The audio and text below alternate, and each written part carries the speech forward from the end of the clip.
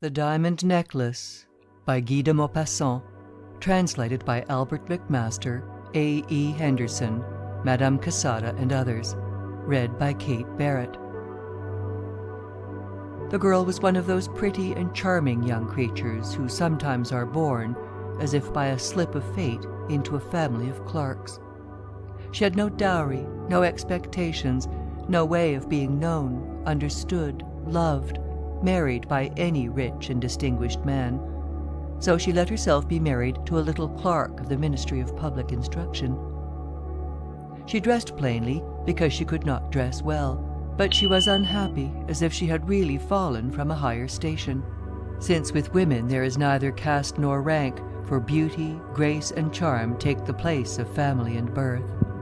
Natural ingenuity, instinct for what is elegant, a supple mind are their sole hierarchy, and often make of women of the people the equals of the very greatest ladies. Mathilde suffered ceaselessly, feeling herself born to enjoy all delicacies and all luxuries. She was distressed at the poverty of her dwelling, at the bareness of the walls, at the shabby chairs, the ugliness of the curtains. All those things, of which another woman of her rank would never even have been conscious, tortured her and made her angry. The sight of the little Breton peasant who did her humble housework aroused in her despairing regrets and bewildering dreams. She thought of silent antechambers hung with oriental tapestry, illumined by tall bronze candelabra, and of two great footmen in knee breeches who sleep in the big armchairs, made drowsy by the oppressive heat of the stove. She thought of long reception halls hung with ancient silk, of the dainty cabinets containing priceless curiosities, and of the little coquettish perfumed reception rooms made for chatting at 5 o'clock with intimate friends, with men famous and sought after, whom all women envy and whose attention they all desire. When she sat down to dinner, before the round table covered with a tablecloth in use 3 days, opposite her husband, who uncovered the soup tureen and declared with a delighted air, "Ah, the good soup! I don't know anything better than that." She thought of dainty dinners, of shining silverware, of tapestry that peopled the walls with ancient personages, and with strange birds flying in the midst of a fairy forest. And she thought of delicious dishes served on marvellous plates, and of the whispered gallantries to which you listen with a sphinx-like smile while you are eating the pink meat of a trout or the wings of a quail. She had no gowns, no jewels, nothing, and she loved nothing but that. She felt made for that. She would have liked so much to please, to be envied, to be charming, to be sought after. She had a friend, a former schoolmate at the convent, who was rich, and whom she did not like to go to see any more, because she felt so sad when she came home. But one evening her husband reached home with a triumphant air, and holding a large envelope in his hand. "There," said he, "there is something for you."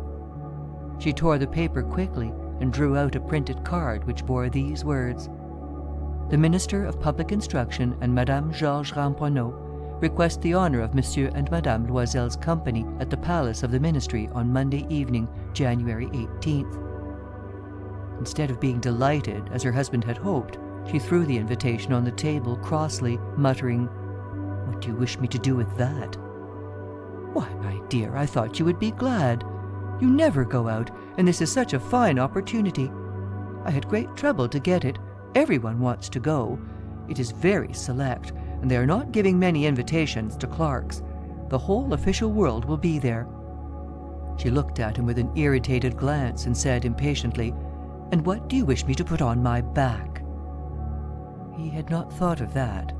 He stammered, "Why, the gown you go to the theatre in. It looks very well to me."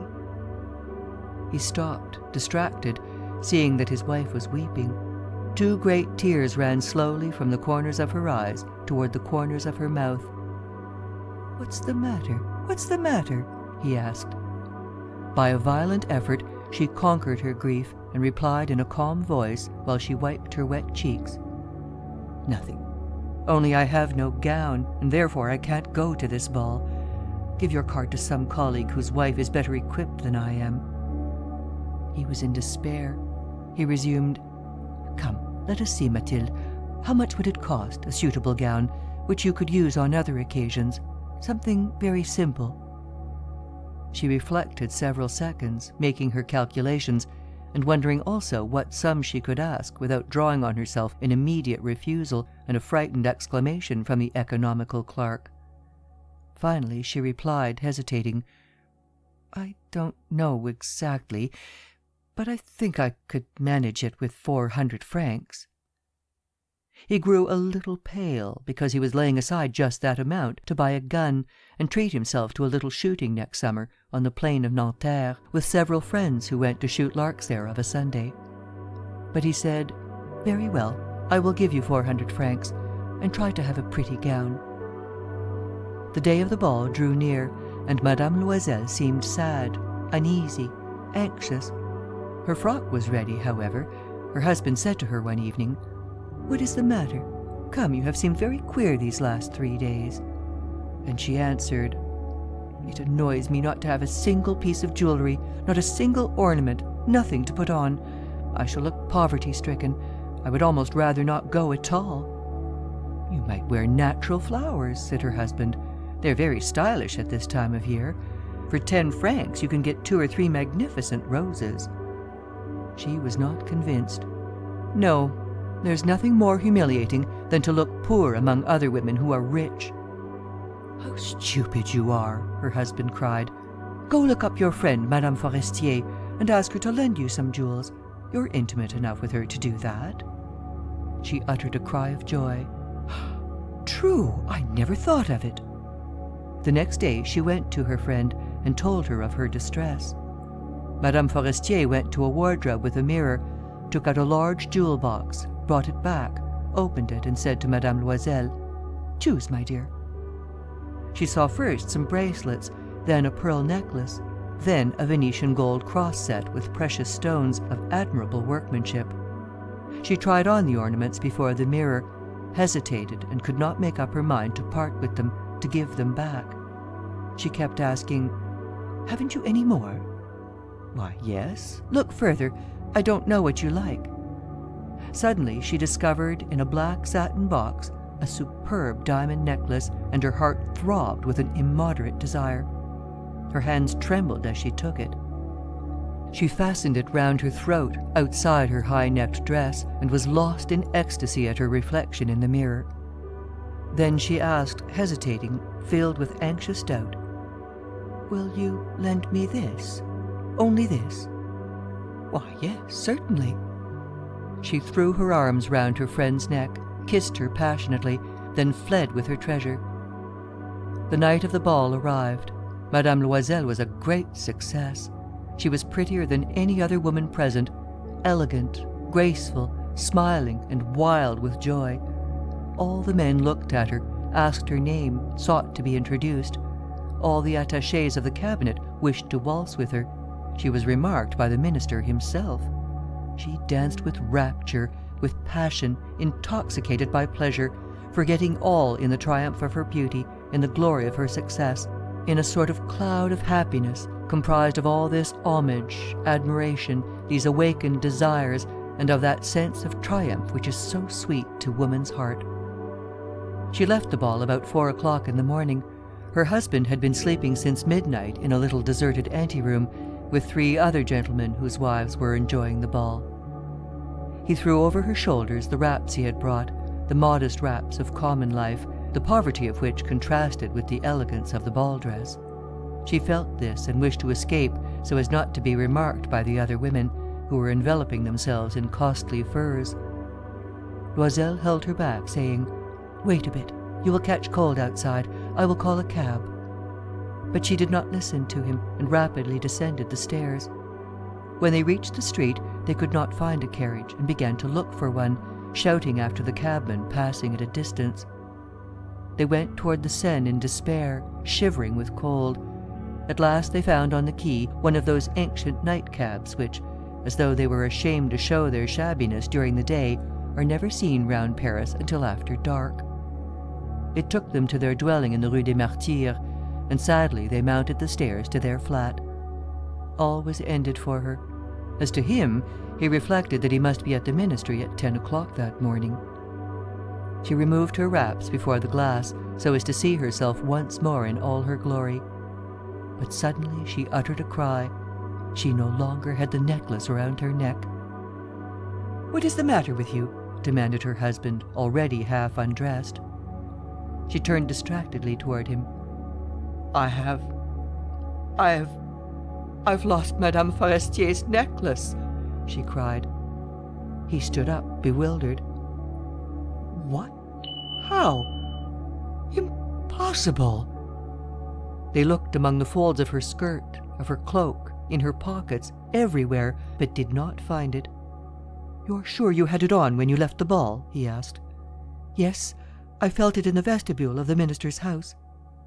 "But if you had lost it in the street, we should have heard it fall. It must be in the cab." "Yes, probably. Did you take his number?" "No. And you? Didn't you notice it?" "No." They looked, thunderstruck, at each other. At last Loisel put on his clothes. "I shall go back on foot," said he, "over the whole route to see whether I can find it." He went out. She sat waiting on a chair in her ball dress, without strength to go to bed, overwhelmed, without any fire, without a thought. Her husband returned about 7 o'clock. He had found nothing. He went to police headquarters, to the newspaper offices, to offer a reward. He went to the cab companies, everywhere, in fact, whither he was urged by the least spark of hope. She waited all day, in the same condition of mad fear, before this terrible calamity. Loisel returned at night with a hollow, pale face. He had discovered nothing. "You must write to your friend," said he, "that you have broken the clasp of her necklace and that you are having it mended. That will give us time to turn round." She wrote at his dictation. At the end of a week they had lost all hope. Loisel, who had aged 5 years, declared, "We must consider how to replace that ornament." The next day they took the box that had contained it and went to the jeweller whose name was found within. He consulted his books. "It was not I, madame, who sold that necklace. I must simply have furnished the case." Then they went from jeweller to jeweller, searching for a necklace like the other, trying to recall it, both sick with chagrin and grief. They found in a shop at the Palais Royal a string of diamonds that seemed to them exactly like the one they had lost. It was worth 40,000 francs. They could have it for 36. So they begged the jeweller not to sell it for 3 days yet, and they made a bargain that he should buy it back for 34,000 francs in case they should find the lost necklace before the end of February. Loisel possessed 18,000 francs which his father had left him. He would borrow the rest. He did borrow, asking 1,000 francs of one, 500 of another, 5 louis here, 3 louis there. He gave notes, took up ruinous obligations, dealt with usurers and all the race of lenders. He compromised all the rest of his life, risked signing a note without even knowing whether he could meet it. And frightened by the trouble yet to come, by the black misery that was about to fall upon him, by the prospect of all the physical privations and moral tortures that he was to suffer, he went to get the new necklace, laying upon the jeweller's counter 36,000 francs. When Madame Loisel took back the necklace, Madame Forestier said to her with a chilly manner, "You should have returned it sooner. I might have needed it." She did not open the case, as her friend had so much feared. If she had detected the substitution, what would she have thought? What would she have said? Would she not have taken Madame Loisel for a thief? Thereafter, Madame Loisel knew the horrible existence of the needy. She bore her part, however, with sudden heroism. That dreadful debt must be paid. She would pay it. They dismissed their servant, they changed their lodgings, they rented a garret under the roof. She came to know what heavy housework meant, and the odious cares of the kitchen. She washed the dishes, using her dainty fingers and rosy nails on greasy pots and pans. She washed the soiled linen, the shirts and the dishcloths which she dried upon a line. She carried the slops down to the street every morning, and carried up the water, stopping for breath at every landing. And dressed like a woman of the people, she went to the fruiterer, the grocer, the butcher, a basket on her arm, bargaining, meeting with impertinence, defending her miserable money, sou by sou. Every month they had to meet some notes, renew others, obtain more time. Her husband worked evenings, making up a tradesman's accounts, and late at night he often copied manuscript for 5 sous a page. This life lasted 10 years. At the end of 10 years, they had paid everything with the rates of usury and the accumulations of the compound interest. Madame Loisel looked old now. She had become the woman of impoverished households, strong and hard and rough. With frowsy hair, skirts askew, and red hands, she talked loud while washing the floor with great swishes of water. But sometimes, when her husband was at the office, she sat down near the window and she thought of that gay evening of long ago, of that ball where she had been so beautiful and so admired. What would have happened if she had not lost that necklace? Who knows? Who knows? How strange and changeful is life. How small a thing is needed to make or ruin us. But one Sunday, having gone to take a walk in the Champs-Élysées to refresh herself after the labours of the week, she suddenly perceived a woman who was leading a child. It was Madame Forestier, still young, still beautiful, still charming. Madame Loisel felt moved. Should she speak to her? Yes, certainly. And now that she had paid, she would tell her all about it. Why not? She went up. "Good day, Jeanne." The other, astonished to be familiarly addressed by this plain good wife, did not recognize her at all and stammered, "But, Madame, I do not know you. You must have mistaken." "No, I am Mathilde Loisel." Her friend uttered a cry. "Oh, my poor Mathilde, how you are changed!" "Yes, I have had a pretty hard life since I last saw you, and great poverty, and that because of you." "Of me? How so?" "Do you remember that diamond necklace you lent me to wear at the ministerial ball?" "Yes. Well?" "Well, I lost it." "What do you mean? You brought it back?" "I brought you back another exactly like it, and it has taken us 10 years to pay for it.